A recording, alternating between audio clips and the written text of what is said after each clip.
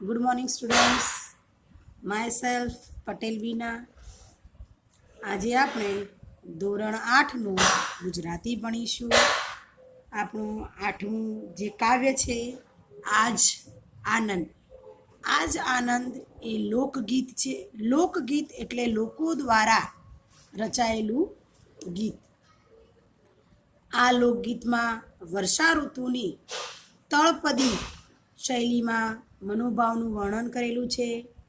વરસાદ આવતા ખેડૂતોમાં આનંદ ઉલ્લાસ વ્યાપી જાય છે. ખેતરમાં વાવણી કરતા ખેડૂતો માથે લીલા મૂળિયા બાંધી નીકળી પડે છે. એની સાથે કોટે ઘૂઘરમાળથી શોભતા બળદો છે. સારો વરસાદ પડવાથી વાતાવરણ હરિયાળું બની ગયું છે. ધરતીએ જાણે લીલા ચીર ઓઢ્યા હોય, ગાયો ઘાસ ચરતી હોય અને નદીઓના નીર વહેતા હોય એ દ્રશ્ય કેટલું મનોહર લાગે છે. એની ઝાંખી આ લોકગીતની અંદર આપણને થાય છે. ખેતીના વ્યવસાય સાથે ઉત્સવના આનંદ ઉલ્લાસની ઉજવણી એ ખેડૂતોના જીવનનો એક અનિવાર્ય ભાગ છે. ભારતની આ ખુશી સંસ્કૃતિ છે. લોકગીતનો રચનાર હંમેશા પડદા પાછળ રહેતો હોય છે, જેથી તેના નામઠામ વિશે આપણને ભાગ્યે જ કશી માહિતી મળતી હોય છે. ક્યારેક કૃતિ કોઈ એક વ્યક્તિનું સર્જન પણ હોઈ શકે, તો ક્યારેક એક કરતાં વધુ વ્યક્તિઓના પણ એમાં હિસ્સો રહ્યો હોય છે. માનવ જીવનમાં અસલ તળપદા સંવેદોને લોકગીતોમાં સરસ વાચા મળતી હોય છે. અહીં આ ગીતમાં સરળ શૈલીમાં વર્ષા ઋતુનું આનંદદાયક ચિત્ર ઊભું કર્યું છે. તદુપરાંત કૃષિ સંસ્કૃતિમાં વ્યવસાય સાથે ઉત્સવનો આનંદ ઉલ્લાસ કેવી સહજ રીતે જોડાઈ જાય છે એ બાબતનું હૂબહુ ચિત્રણ રજૂ કરવામાં આવ્યું છે. કાવ્યની સમજૂતી. ઉત્તર દક્ષિણથી ચડી વાદળી રે લોલ, ઝીણી ઝીણી જબૂકે છે વીજળી જો.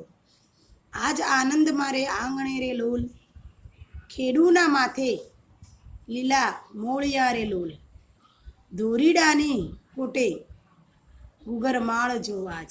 અહીં ઉત્તર દક્ષિણ એટલે કે ઉત્તર દક્ષિણ દિશામાંથી વાદળા ચડી આવ્યા છે. આકાશમાં ઝીણી ઝીણી વીજળી ઝબૂકી રહી છે. આજ મારે આંગણે આનંદ વ્યાપી ગયો છે. ખેડૂતે માથે લીલા રંગનો કસબી ફેટો બાંધ્યો છે. બળદોની ડોકમાં ઘૂઘરમાળ શોભે છે.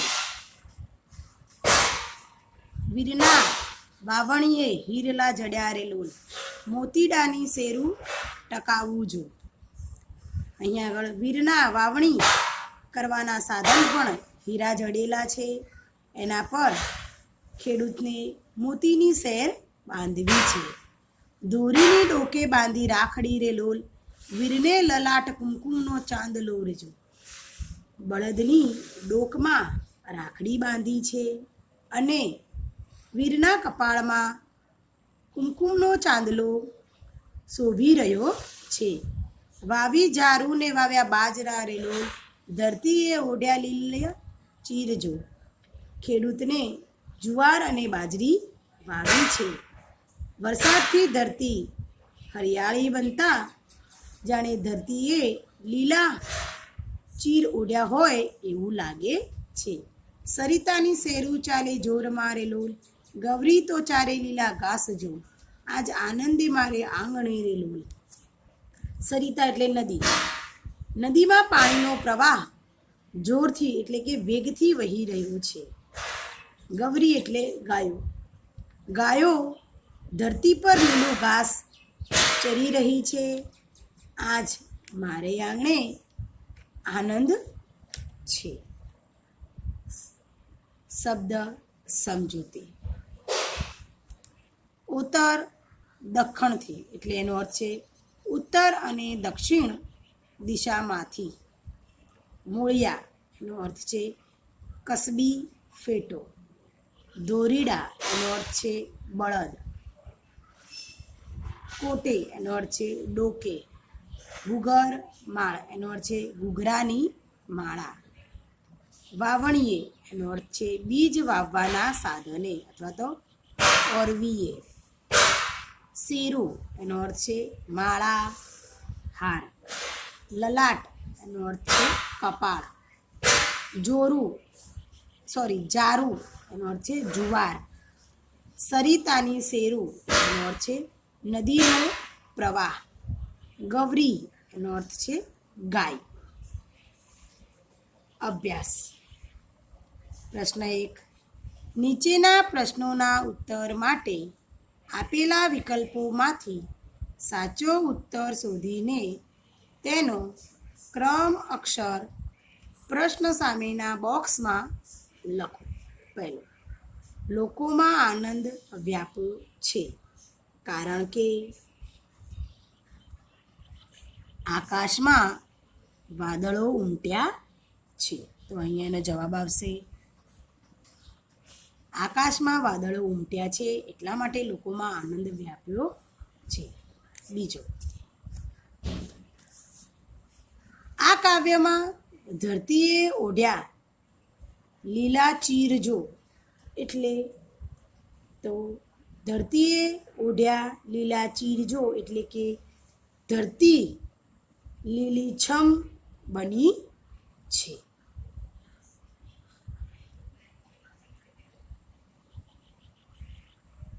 ત્રીજો, ખેડૂત દોરીડાને તૈયાર કરે છે કારણ કે ખેડૂત દોરીડાને વરસાદ આવવાની તૈયારી છે એટલા માટે એને તૈયાર કરે છે. પ્રશ્ન 2. નીચેના પ્રશ્નોના ઉત્તર આપો. એમાં પહેલો, વર્ષા આવી રહી છે તે શાના આધારે કહી શકાય? તો આપણે એનો જવાબ લખીએ. પ્રશ્ન 1.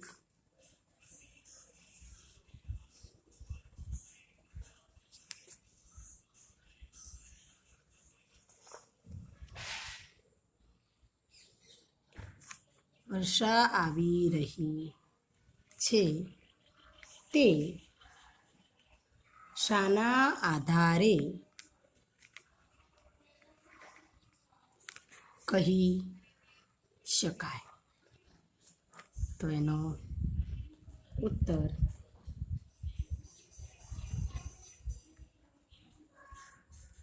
ઉત્તર દક્ષિણ દિશામાંથી વાદળા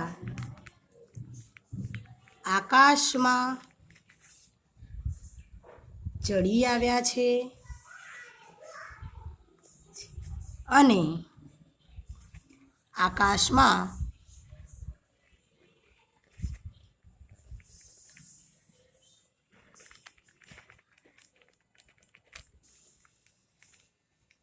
ઝીણી ઝીણી વીજળી ઝબૂકવા માંડી છે. આના આધારે વર્ષા આવી રહી છે એમ કહી શકાય. પ્રશ્ન 2.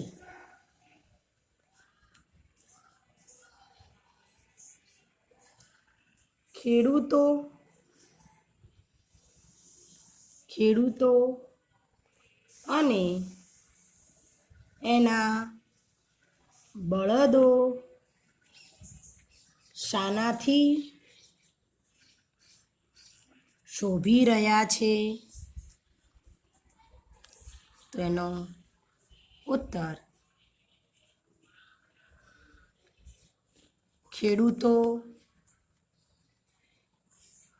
એના માથે બાંધેલા લીલા રંગના કસબી ફેટાથી અને એના બળદો એની કોડે બાંધેલ ઘૂઘરમાળથી શોભી રહ્યા છે. પ્રશ્ન 3.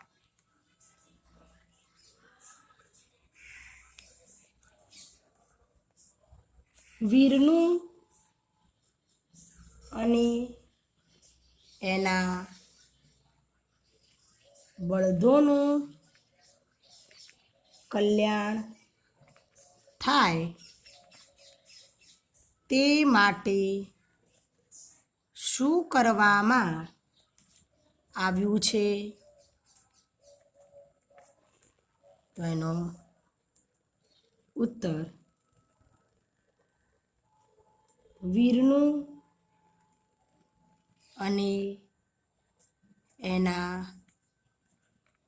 બળદોનું કલ્યાણ થાય એ માટે વીરના લલાટે કુમકુમનો ચાંદલો કરવામાં આવ્યો છે અને એના બળદોની ડોકે રાખડી બાંધવામાં આવી છે. 4.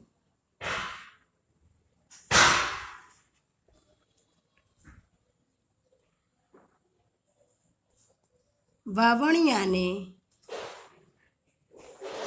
કેવી રીતે શણગાર્યું છે? એનો ઉત્તર વાવણિયા પર હિરલા જડીને એના પર મોતીની શેર બાંધીને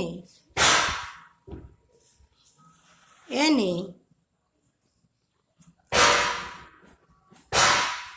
શણગાર્યું છે.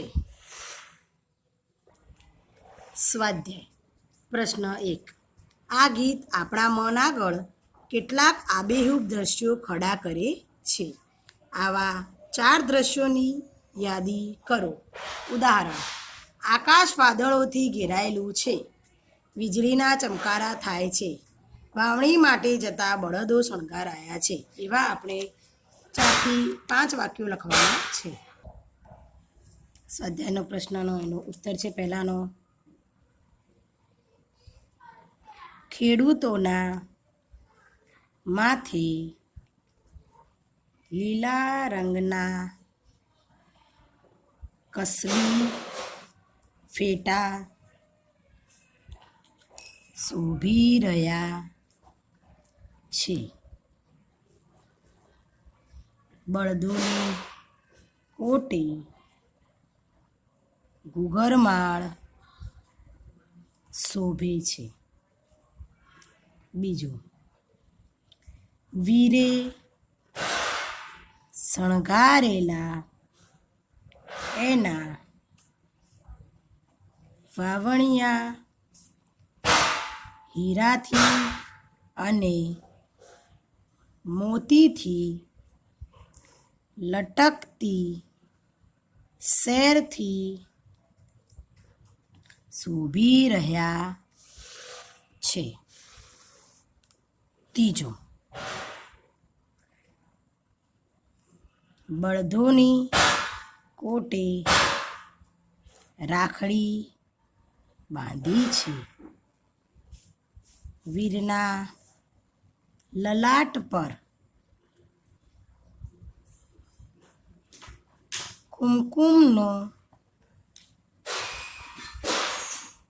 ચાંદલો શોભી રહ્યો છે. ચોથું, ધરતી લીલી છમ બની છે. નદીના પાણીનો પ્રવાહ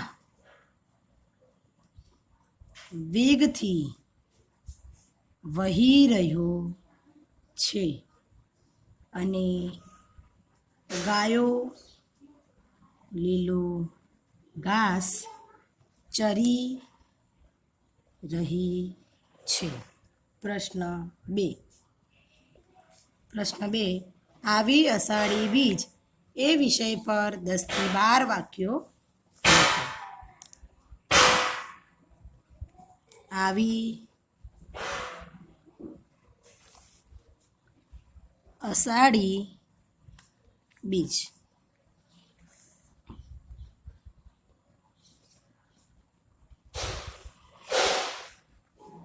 અષાઢ મહિનામાં મેઘરાજાની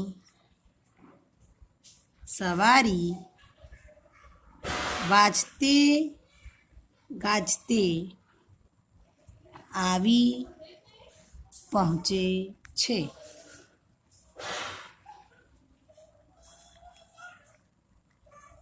આકાશમાં ઘનઘોર વાદળા છવાઈ જાય છે. વાદળોના ગડગડાટ અને વીજળીના ચમકારા થાય છે. ઠંડા પવનના સુસવાટા સાથે ધોધમાર વરસાદ તૂટી પડે છે.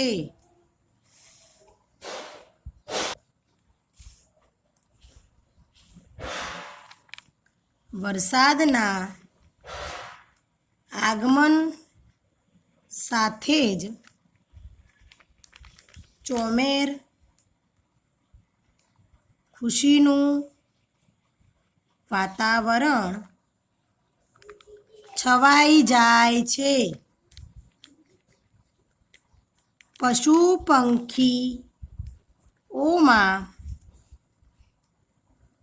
આનંદ સમાતો નથી.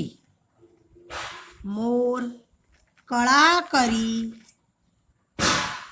નૃત્ય કરે છે અને ટેહુક ટેહુક ટહુકા કરે છે.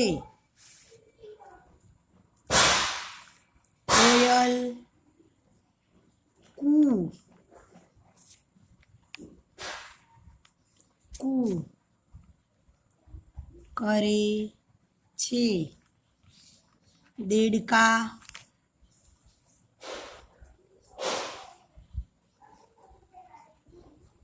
ડ્રાઉ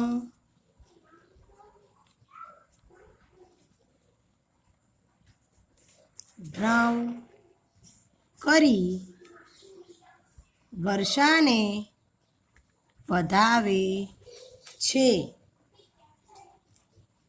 બાળકો રસ્તા પર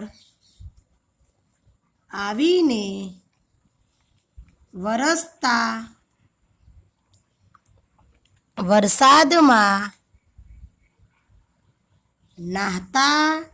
નહાતા ગાય છે.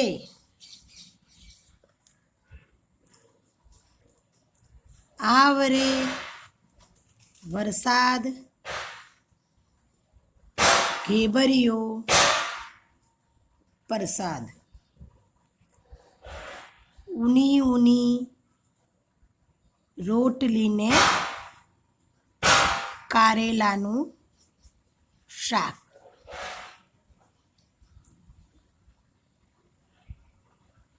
વરસાદ પડતા જ ખેડૂતોનો રખ સમાતો નથી. તેઓ ખેતરમાં અનાજની વાવણી કરે છે. અષાઢી બીજ એટલે વર્ષાના શુભ આગમનનો દિવસ. સૌ આવી અષાઢી બીજ ગાઈને વર્ષા ઋતુને વધાવે છે.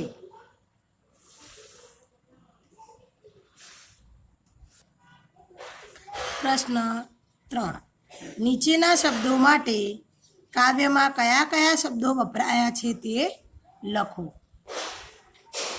નીચેના શબ્દો માટે કયા શબ્દો વપરાય? તો પહેલું છે ઉત્તર. એના માટે કાવ્યમાં ઉત્તર શબ્દ વપરાયેલો છે.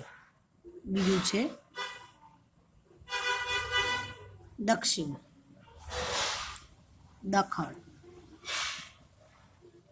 ત્રીજું જુવાર, એના માટે જારું.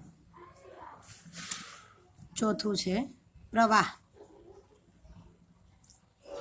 એના માટે શેરું. પાંચમો શબ્દ છે ગાય, એના માટે વપરાય છે કાવ્યમાં ગૌરી. અને જે છઠ્ઠું છે બળદ, એના માટે કાવ્યમાં મળે છે દોરીડા. કાવ્યમાં આ બધા શબ્દનો ઉલ્લેખ થયેલો જોવા મળે છે. વિદ્યાર્થી મિત્રો, અહીં આગળ તમારી આ એક્સરસાઇઝ પૂર્ણ થાય છે. તમારે તમારી નોટબુકની અંદર કાવ્ય લખવાનું, કાવ્ય પછી શબ્દ સમજૂતી લખવાની અને પછી સ્વાધ્યાયની શરૂઆત કરવાની રહેશે.